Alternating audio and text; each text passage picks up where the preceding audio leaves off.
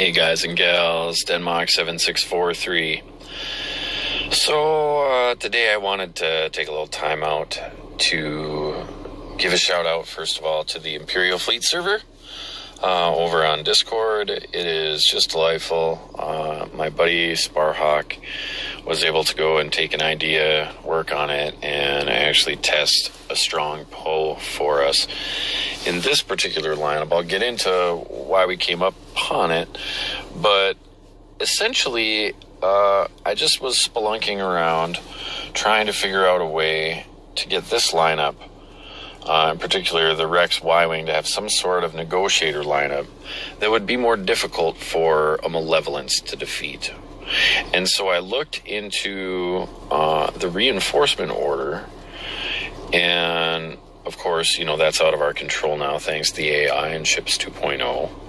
When they went to the 3-ship format starter instead of 5, they took away the ability for the user to choose which reinforcement comes out. Now they're chosen on, quote, battle conditions. So unfortunately, that means that a lot of the time we don't get to choose which ship comes first. So over time, we've analyzed which ships tend to come first.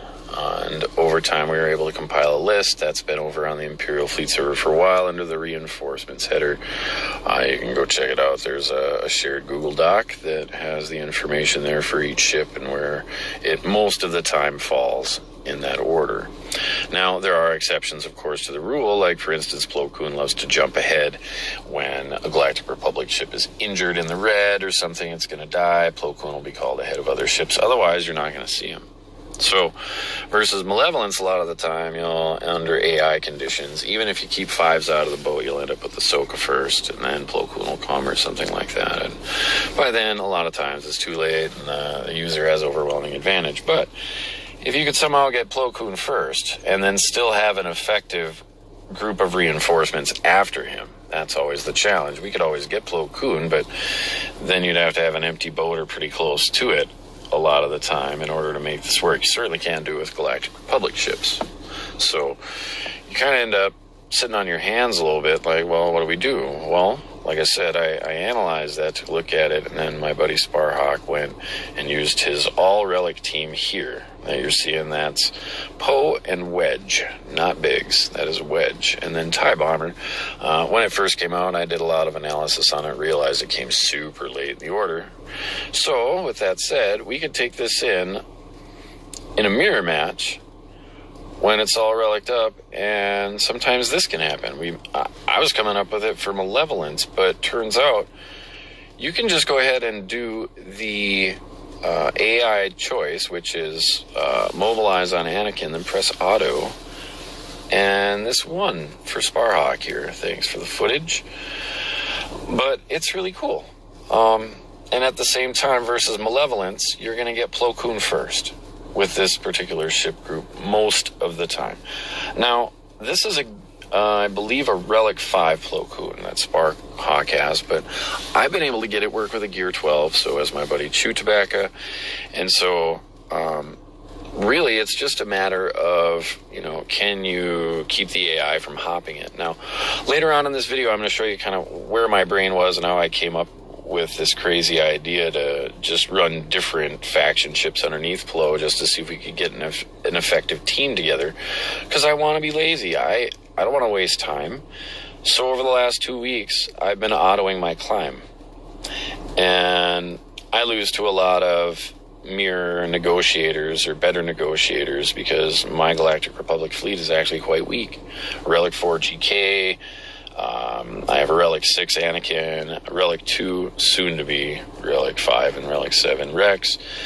I'm working on my cam team right now for my guild now that I have my Galactic Legend, but anyway, you can see that it goes Poe first and then Wedge. And this is ridiculous because a lot of times you'll see a Houndstooth come late, and if that happens, Wedge third is beautiful because you can see he applies healing immunity as well as buff immunity, and they just destroyed him. So let's take a look at some of the early videos that I had just trying to figure this out. Now, with my crummy roster, I only have a Gear 7 Poe. So when I was doing my experimenting, I just did this. And I'm not even going to skip over. I'm just going to go over some of the videos that I have here in the queue. And I didn't delete any losses. I'm going to show you the losses too, because that's important. Because there's a couple other ships that are candidates, and I can't test a Relic 7 Lando's Falcon to see how far ahead it hops. So if one of the viewers out there would mind testing that, that would be awesome. Because what I'm thinking is, if you have a full Relic team here, you should just be able to auto most lineups if you're lazy, like me. Because you can see here that I'm just running this, and I have Silencer in here, which is another ship. And I have Wedge, and then I believe I have my crummy Poe here to start with, because I hadn't really thought about using TIE Bomber yet. I love having it with my Imperials, but just for climbing's sake, once I realized that, you know, this was going to be okay up against these teams, you know, that run the Millennium Falcon. I mean, look at how quickly you get the ultimate here, even though Y-Wing succumbs. And yeah, some of these do get a little dicey. Like I said, I mean, I'm running pretty weak Galactic Republic ships compared to most people. Here's Silencer after Plo Koon. Now you see that anemic damage that he did? It's a bummer because they're already hitting Hyena Bomber when he shows up, so he's going to have critical hit immunity a lot of the time, and that really nerfs damage big time for Silencer. But you can see that Anakin still can get it done, and they ended up winning. So that was kind of funny, and so I went on to the next and just continued the climb here. And so the next battle, I want to show a couple of anomalies here. I'm pretty sure this is the one where I end up getting Wedge hop my Gear 12 Plo Koon. Now I have a Relic 5 Wedge, so he's much better geared than even most average power gamer people. They probably have a Gear or a Relic 3 Wedge just because, you know, it's a requirement for Jedi Master Luke. So the likelihood of your Wedge jumping your Plo like mine just did, I was shocked. Now, at this point, I had done this 10, 11 times. Plo Koon had come like 11 times. This is the first time I had Wedge jump it. And what's worse, this is going to cause a loss. So I was really kind of worried. And then against the same fleet, we're going to rematch here. And you guys and gals won't believe it. It's kind of funny. But this is just based on having Silencer and a Gear 7 Poe in the boat right now. So this isn't the final lineup that I'm suggesting. It's just kind of where I was at, trying to grasp at some ships that would come after Plo Koon. And so this will cause a loss, and then when this is all over, I mean, you'll see Silencer fight valiantly, but there's nothing you can do against that noise. Nothing. So I tried the same team, just rematch again, thinking, all right, well, this time maybe Plo Koon will come. And just pressed auto. Now, you can see that because of my weak GK, this is important to note for all the Relic 8 GK owners. My weak GK is slower than my Anakin. So my Anakin always goes first. So in my tests, you will see me always starting to attack with Sun Fac targeted, because Anakin begins the game with the buff. He has unending loyalty, and so no matter what, I have to get stuck targeting Sun Fac, whereas people with a Relic 8 GK are going to have a lot more RNG involved with these fights, because they are going to be able to choose whatever target they want, since no matter what, Sun Fac can never taunt a capital ship. So with Relic 8 GK being faster than a Relic 7 Anakin, he's always going to have the initiative, and so there's going to be some RNG in those fights as well. Keep that in mind. But you can also alleviate that by stripping off all the mods off your GK.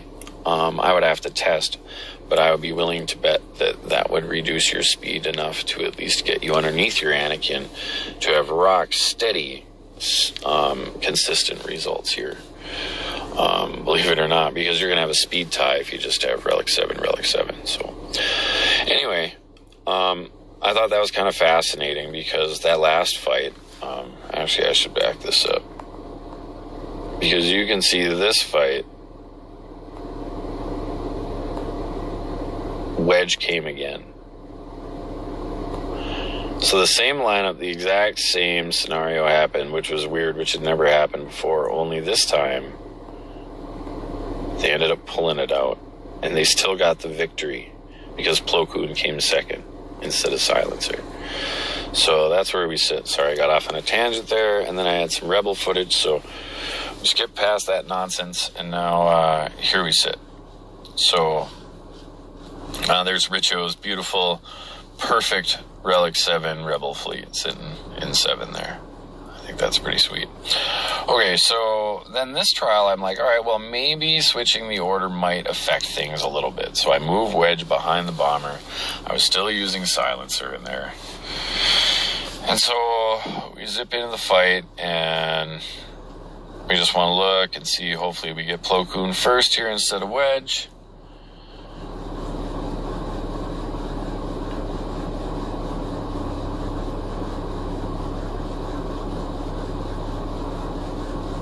And we do. So this time, things should go according to Hoyle, but they don't. So check out this fight. It's pretty wild. We're going to get Silencer next.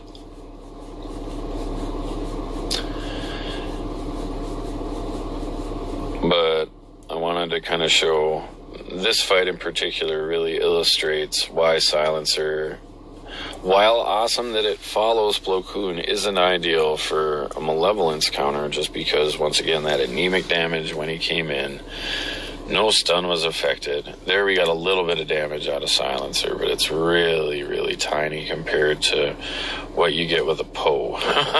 It's different. As long as he doesn't have critical hit immunity, Poe hits like a truck. So anyway, this match will progress as normal. We got a ton on Rex, so he's going to get blown out of the water, and Wedge comes after Silencer here. We get a bunch of damage out of both of the follow-up ships, but they get their ultimate, and we lose Rex, and then they knock out Plo Koon,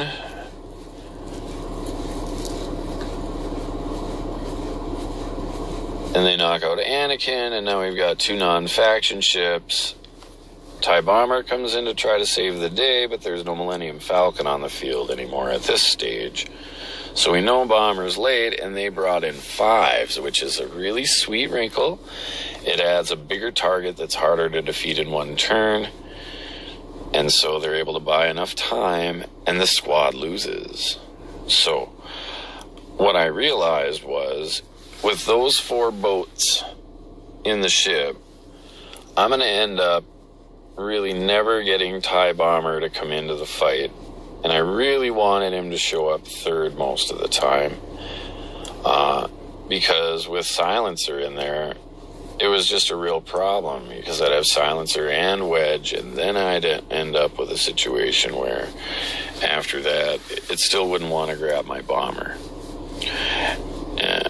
And you know, it's a bummer, you know, when you have that situation where it pulls it early. You really don't have a whole lot of choice. Plo Koon comes first, ideally, but once it's Wedge, and then it's Silencer, and then it's Bomber, and then it's Plo, that's when you know that something's out of whack. So what I tried here was using a really weak Poe at the tail end. And this actually was able to get me some wins for a while, but these Sunfacs are just gear 12.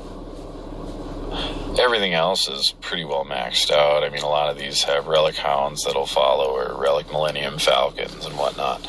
And that's all well and good, but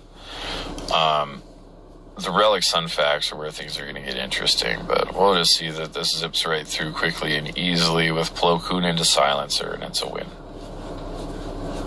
So we'll go on and, you know, we'll rewind a little bit. I guess we could show you just the move order here with why it works, but you can see it just blows Sunfac out of the water too early. So while this is a fun example, it's not really fair to the enemy because they're not all reliced up. So we'll go on to the next fight. This opponent has a much better setup, and we'll take a look at the same lineup one more time. And keep in mind, you know, that Silencer, after all these trials, I realized that yes, it was a Relic 7 ship. Yes, it was very fast. I didn't see a whole lot of stuns come out of it. I didn't see a whole lot of damage come out of it. And that's what the ship is all about. So while it's fast, it wasn't really helping me a whole lot as a reinforcement, as it turned out. And so I was looking into other options, and then, like I said, my buddy Sparhawk over on the Fleet Server just used his beautiful Poe in there, and it turns out Poe comes before Wedge in that scenario for him, and it was just devastating. And my buddy Chewtobacca tried it, and it worked on everybody on his shard but this one guy. And so at the end of the video, we'll take a look at that. We'll figure it out. But Chewie is a Relic 8 GK. So I have a sneaking suspicion that my consistency comes from me always end up targeting Sunfac to start with, and so the AI just finishes him. And a Relic 8 GK may go after Hyena and just hit a brick wall. And we'll see that here in an upcoming video where his does exactly that, and it's not as consistent. So I don't know, we'll have to do a little bit of testing moving forward by just removing mods on his GK, checking it out, seeing if we can get it below his Anakin speed. And if we can, that would be just really funny if it worked out that it was just way more consistent. But I suppose one more try here. We'll just skip past this nonsense. We'll look at mods here in a little while, but again, these are all just straight up full autos on my part. I just press the button. There's nothing special, but it was important to me to find this because, like I said, I'm real lazy, and for the longest time I had to spend a couple of hours climbing every night to start with, and then I'd still have to slog through that last hour climbing ships, whatever. I'd spend 2 hours of my time, in between your hops. You got, 10 minutes in between fights, whatever, when you start them. So it would take a lot of my time because I'd have to counter with DR, and then that'd take a little bit of time just to make sure you get the move orders right. And sometimes you lose and you have to fight again, so you have to give yourself a cushion. And anyway, I'm just tired of wasting the time. And so now I have the ability to just auto my ships. And a lot of the time I'll start either in 9 or something, 8, or I'll start in like 26 someday when I just randomly get knocked out or whatever. So for both those scenarios, it's okay if you fail once or twice, especially if you literally just start the fight, press auto, and then walk away like this. So here's another example. This time I was starting to think about, well, maybe just a 3 ship is going to be good. If we could just test to see if we could get that bomber to come out and do something fun and be at the right timing. And unfortunately, in the next few tries, everything went according to Hoyle. I mean, just time after time after time, consistent win, consistent win, consistent win. And it's been delightful so far. Once I figured out, which ships to use for my own roster to make it consistent, well, it's been really nice the last 2 weeks. So you can check out the move orders, you can look at the mods or whatever you'd like at the end here. Like I said, I really think that a lot of my consistency against Malevolence is due largely to the fact that I have a slightly faster Anakin than I do GK. And so it's always on Sunfac. So at least it's consistent there. And I think it moves forward from there. But